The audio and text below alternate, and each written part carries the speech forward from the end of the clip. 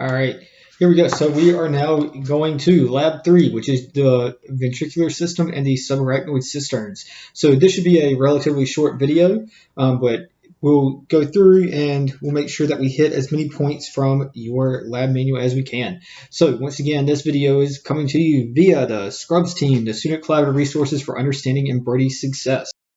And as always, here is a quick mission statement of the mission for Scrubs. So Scrubs is a student-derived initiative that aims to develop supplemental resources for current and future cohorts that will pass through Brody. So members of the Scrubs team participate in a variety of subcommittees that work to create resources for students, by students. And the aim is to offer a perspective that from students that have gone through the course and walked in the same shoes, giving you resources that we wish we had been exposed to during our time in the course to make these resources as specific to Brody material as possible. So the hope is this organization will eventually expand and become a large part of the Brody student body, exemplifying that unique collaborative community that we have at Brody. So if this is a mission that aligns with your goals and you have a desire to help, then we would love for you to join the team as we continue to grow in the future. Now, again, a disclaimer, these resources are made by students and not faculty, so there is a possibility for errors. This is mitigated as much as possible via multiple stages of vetting, but if there are contradictions within this video and your course pack, please go with your course documents. Additionally, this is a supplemental resource. This is not a replacement from any of your instructions. So in this case, with these videos, this is not a replacement from your time in lab or your lab manual. So use these resources as a supplement to aid your learning, but not as a primary resource for course material. With that said, we're going to get into the actual material here, and I want to start out with a cartoon. You say, Ryan, this is meant to be lab ID. Why are you giving me a cartoon? And I say, okay, well, in order to understand the ventricles of the brain, I think it's best to start looking from these two views where we have the ventricles highlighted. And the ventricles have a pretty interesting straight shape within the brain.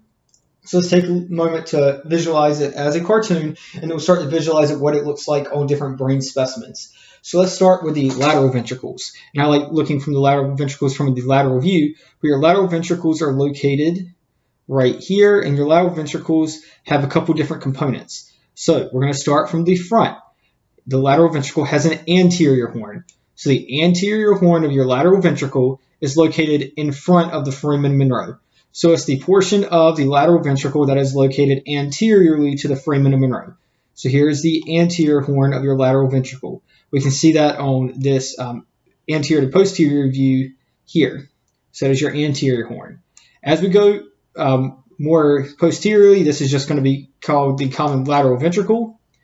And as you come back, you're going to see right at this region, there are a couple different points that come together. This right here is going to be called your atrium. So the atrium is where the lateral ventricle comes together with the posterior horn of the lateral ventricle, which is, as you guessed, posteriorly in the brain. So it's this little horn here. And the inferior horn, which is also going to be commonly referred to as the temporal horn. And if we come over to our anterior to posterior view, you're going to see that this would be part of the lateral ventricle. Kind of hidden in the back would be your posterior horn, which would be going towards the occipital lobe. And here's your temporal horn, or your inferior horn, depending on what resource you're using to learn this material. Okay, so one more time, the lateral ventricles have a couple different regions. You have your anterior horn, just a general lateral ventricle. You have your posterior horn and your temporal horn. And again, the anterior horn is the region anterior to the foramen Monroe. Now, in just a moment, once we get into the actual brain specimens, we'll talk about the borders of the lateral ventricle at each one of these cross-sectional regions. Now, I also want to point out that you have the glomus, which is going to be located in the atrium. This is just a region of the choroid plexus that can become calcified with age, so it's a good landmark to use when you're looking at radiology images. So it's going to be located right in the area of the atrium. I mentioned the foramen Monroe, but now we want to continue with the flow of CSF. So the choroid plexus is making cerebrospinal fluid in the ventricles. That's going to be located in your lateral ventricles, third ventricle, and in your fourth ventricle. But let's say for now you have CSF accumulating in your lateral ventricles. It's now going to go through the foramen Monroe into your third ventricle. Okay, so the third ventricle is located near the midline of the brain.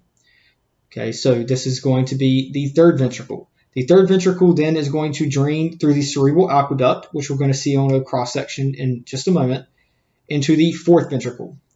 Okay, so you have lateral ventricles, go through the foramen Monroe to the third ventricle, which goes through the cerebral aqueduct into the fourth ventricle. And we'll talk about this repeatedly throughout this video. Okay, now I want to point out that cerebrospinal fluid can't just stop in the fourth ventricle. If it stops in the fourth ventricle, you're going to get swelling in the fourth ventricle because the fluid has nowhere to go. So there are some outflow tracts in the fourth ventricle. First, you're going to have the outflow tract towards the spinal cord. This is going to be the central canal of the spinal cord. This is a very small little pinpoint hole in the middle of the spinal cord that allows CSF to flow through. But this is not the only outflow tract. And if it was the only outflow tract, this would be pretty disastrous as well. We also are going to have the lateral apertures of Nuschka. Okay, so those are going to be located laterally in the fourth ventricle. And then back here in the back, we're going to have the median aperture of Magendie. Okay, so lateral apertures of Luschka. So this is going to be L lateral for Luschka and median aperture of Magendie. So M median Magendie. Okay, and that's going to be located posteriorly. And we'll go over all of this again as we go through the pathway of CSF once more towards the end of this video. Now, getting into some actual cadaveric specimen, let's start with looking at the lateral ventricles. So this is a semi-Heimer dissection. You've got a cross-section through the top of the brain, and you can see that you've got these open spaces. These are your lateral ventricles, so you have one on either side. This structure right in the midline is your septum pellucidum. So the septum pellucidum is dividing the two separate lateral ventricles. Okay, so lateral ventricles located on the sides. Now, in the lateral ventricles, we mentioned that there's a couple of different regions. You have your anterior horn, which is located most anteriorly. This is going to be located in front of the foramen of Monro. The foramen of Monro is located somewhere around in this region. We can't see it specifically from this view, but it'd be roughly right here. So everything in front you would call your anterior horn. Here is the body of the lateral ventricles. And then down here is what we're seeing the start of the, so this space would be the atrium, but then leaving the atrium, we would have our inferior horn, or your temporal horn, and then going backwards where we can't quite see, we would have our posterior horn. So these are both the lateral ventricles, one on either side, separated by the septum pellucidum. Again, the atrium is where the continuation of the body of the lateral ventricle meets with the posterior horn and your temporal horn. And right here is some choroid plexus. And where you have your choroid plexus right here, it can calcify right in this region of the atrium, and that's going to be the glomus. Okay, so that's where it's getting all squiggly here, and eventually with old age, it may calcify, which can give you a landmark to use when you're using radiological images. Now, I want to point out some of the borders of the different regions of the lateral ventricle. So let's start with in the region of the anterior horn. So in the region anterior to the foramen of Monro. So anterior to the foramen of Monro, the lateral ventricle has a quadrangular shape, meaning it's got four sides. So let's go through those different regions briefly.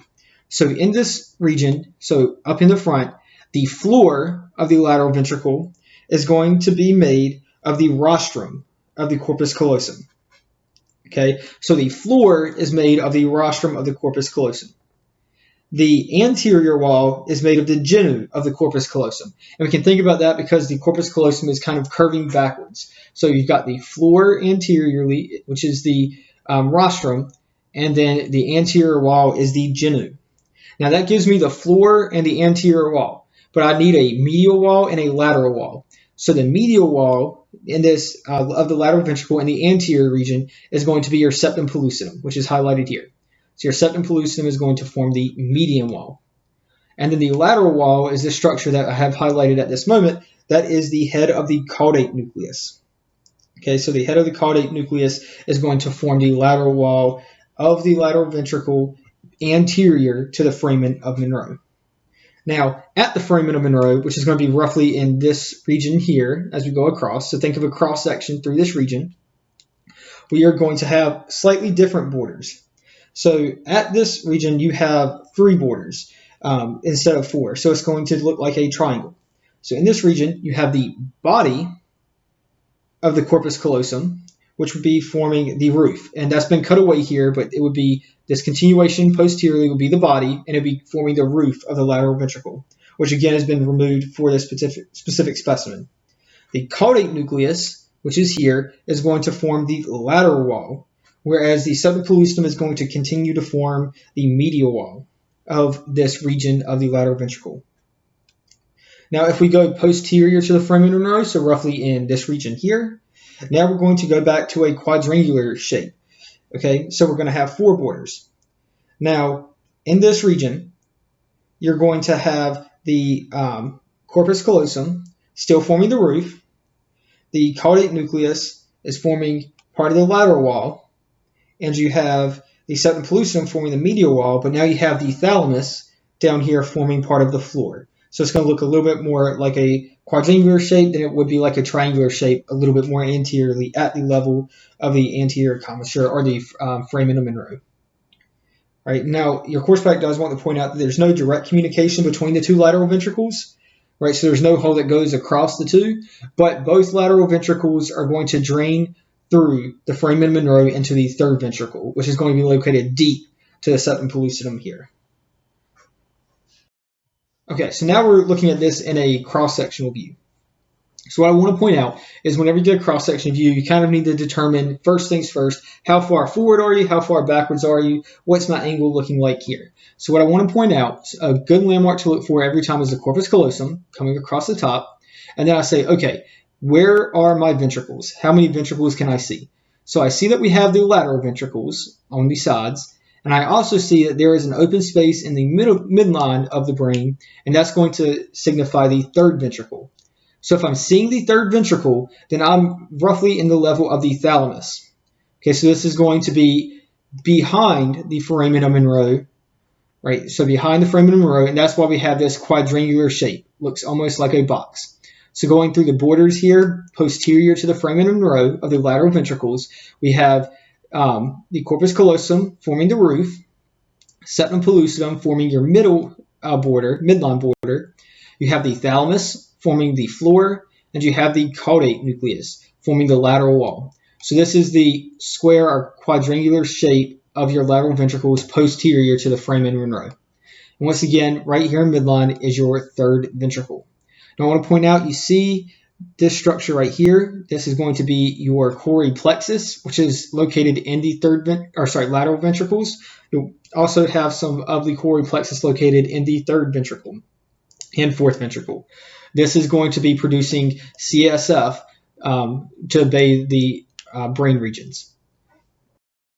Right now, if we come a little bit further, this is what it would look like on a specimen. This is a little bit more posteriorly, but I can still see that I have the lateral ventricles. I have my corpus callosum going over the top. I see that I have the opening in the midline of the brain, so this signifies the 3rd ventricle, which tells me I'm a little bit posteriorly, and then I can see the deep brain region of the thalamus as well to help tell me that I'm posterior to the foramen Monroe. So that's where I'm going to have that quadrangular shape of the lateral ventricle. So this is just one more time going over this structure on a view from a real brain specimen as opposed to an image. And then the other thing I want to point out here is you can see your temporal horn. So if you go posteriorly enough in the brain, you can start to pick up on the temporal horn of your lateral ventricle, which you can see on either side here.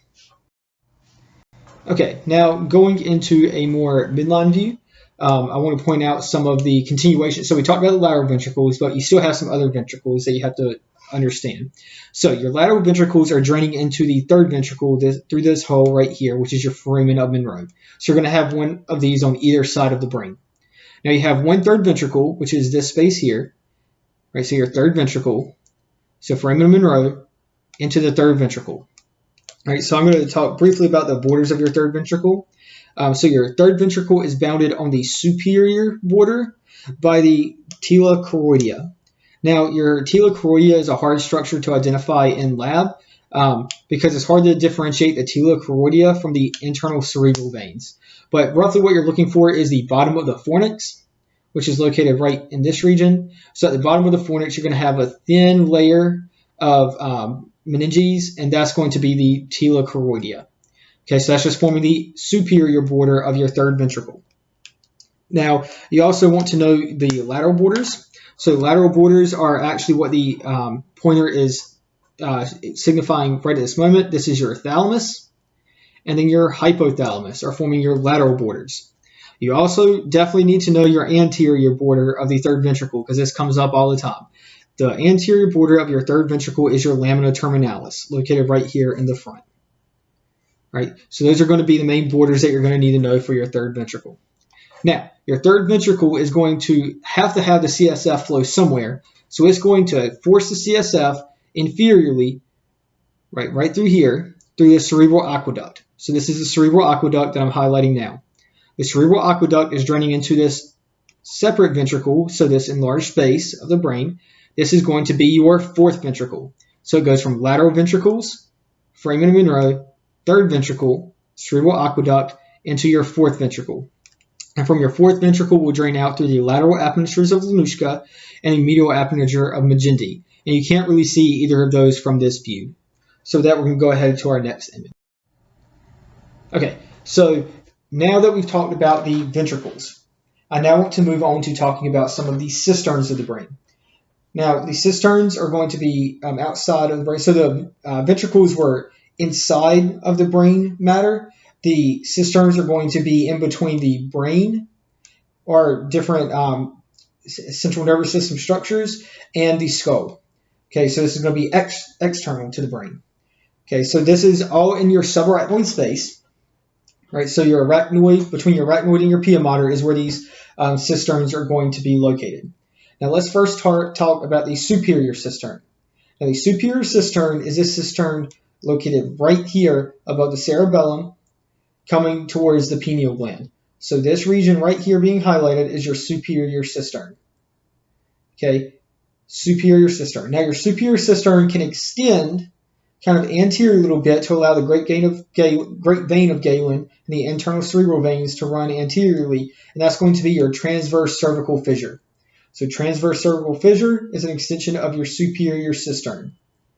Now, you're also going to have a chiasmatic cistern. The chiasmatic cistern, you guessed it, is going to be located around the optic chiasm, right in here. And again, these cisterns are really hard to visualize since the skull is not in place, but imagine this space and then it's capped by the skull all the way around. All right, and then we're going to talk about the interpeduncular cistern. So the interpeduncular cistern is between the cerebral peduncles.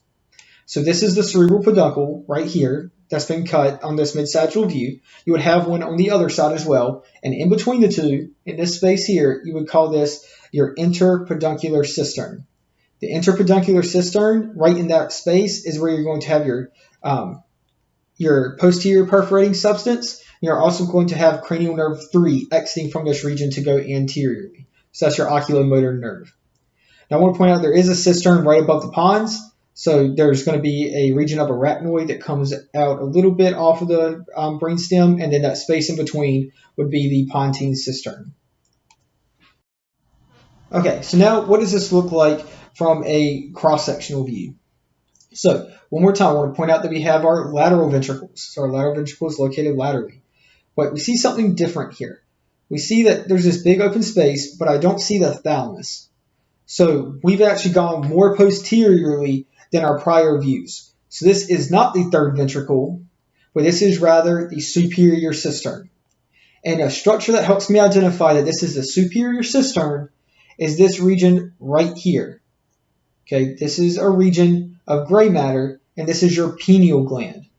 Okay, so this pineal gland located right here helps me to identify that this is indeed the superior cistern because I know the pineal gland protrudes into the superior cistern.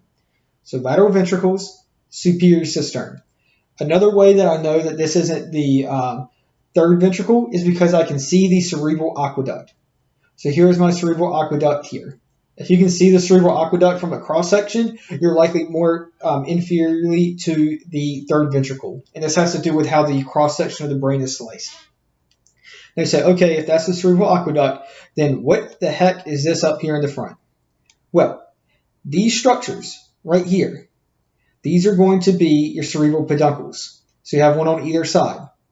So if you have cerebral peduncles on either side, and then right in the middle, your interpeduncular cistern.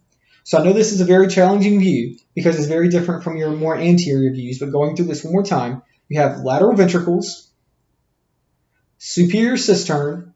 Superior cistern is helped to be identified by the pineal gland, which is protruding into the superior cistern, cerebral aqueduct, and then down here we have our interpeduncular cistern. Okay, now I do want to go through the pathway of CSF flow. This is going to help when we talk about hydrocephalus in just a moment. So the pathway of CSF flow, we're going to start in the lateral ventricles. So you have your choroid plexus. The choroid plexus is making cerebrospinal fluid. This is happening again at multiple regions. We're just going to start at the most superior in the lateral ventricles. As you make CSF in the lateral ventricles, it drains through the foramen of Monro. Once it drains through the foramen of Monro, you are now in your third ventricle. To exit the third ventricle, you go through the cerebral aqueduct into your fourth ventricle. Now, I need to somehow get out of my fourth ventricle before I blow up. So, we have a couple of different exit methods. We have the lateral apertures, so there's one on either side, which is represented by this hole right here. So that's the lateral aperture of Lanushka. And then we would also have a medial aperture, or median aperture, so there's just one, and that's going to be the median aperture of Magendie. Now, what this is going to allow us to do is to exit the ventricular system and get into the cisterns. Okay, so now we are in the cisterns, and now we can go in the subarachnoid space, and eventually we're going to go, it doesn't matter which pathway we take, we're eventually going to the superior region of the brain, so in that subarachnoid space. Once we hit this superior region, we can now drain the cerebrospinal fluid into the superior sagittal sinus via these arachnoid granulations.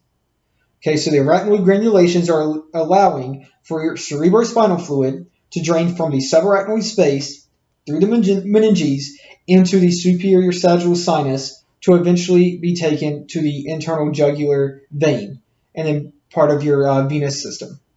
Okay, so that is a brief overview of the CSF flow, but one of the things I would recommend doing is imagine that you're a drop of CSF starting in the lateral ventricle. Then go through and walk your way through the process of how you would exit the brain and you would get into the superior sagittal sinus. And if you can hit yourself at every step, then you'll be in pretty good position for understanding the flow of CSF. Now, I want to end this video by talking about a little bit of the clinical correlations that's important with the cisterns in the ventricular system, and that is hydrocephalus. So you'll talk about this more in your lectures, but hydrocephalus literally meaning water head. So your head is full of water. What this is really indicating is that you have increased size of the ventricles because of accumulation of cerebrospinal fluid. Now, there's a lot of ways that this can happen and can occur, but we're going to break it down into two main categories and leave it there. So the two main categories that we're going to talk about are communicating hydrocephalus and non-communicating hydrocephalus. So communicating hydrocephalus means that you can communicate from the ventricles into the cisterns. If you can communicate from the ventricles into the cisterns, then you have communicating hydrocephalus. Now, if there is a blockage that is keeping you from communicating from the ventricles to the cisterns, that is non-communicating hydrocephalus. Now, I want to be very clear. This is communicating between the ventricles and the cisterns, not getting into the superior sagittal sinus. That is not what we're talking about. We are saying, can you communicate between the ventricles, specifically the fourth ventricle, and the cisterns? If you can, then you will have communicating hydrocephalus, and if you cannot, you will have non-communicating hydrocephalus. So an example of non-communicating hydrocephalus would be if in development your cerebral aqueduct did not form correctly and it is incredibly small and gets blocked.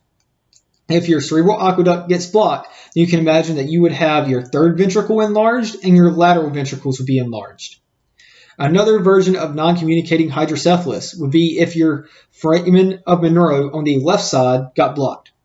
If the foramen of Monro on the left side got blocked, then the lateral ventricle on the left side would be enlarged, while you would imagine the rest of the brain regions would be okay. So it's important for non-communicating hydrocephalus to understand at different locations where you can have an occlusion, what ventricles, so everything upstream, would be enlarged. Communicating hydrocephalus, again, you're communicating between the ventricles and the cisterns that surround the brain. Non-communicating hydrocephalus is mainly caused by meningitis. So in meningitis, one of the things that can happen is your meninges can become inflamed and then they can become scarred down as they repair.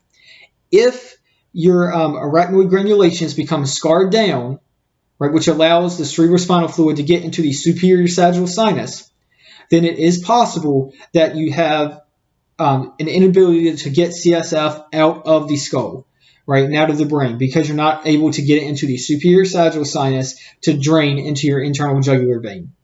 So in that case, we would call that communicating hydrocephalus. So communicating hydrocephalus because it went from the ventricles to the cisterns, but I cannot get out of the brain, so it would still cause backup of cerebrospinal fluid and would still cause hydrocephalus. So that is your example of communicating hydrocephalus. And with that, that will bring a close to this video.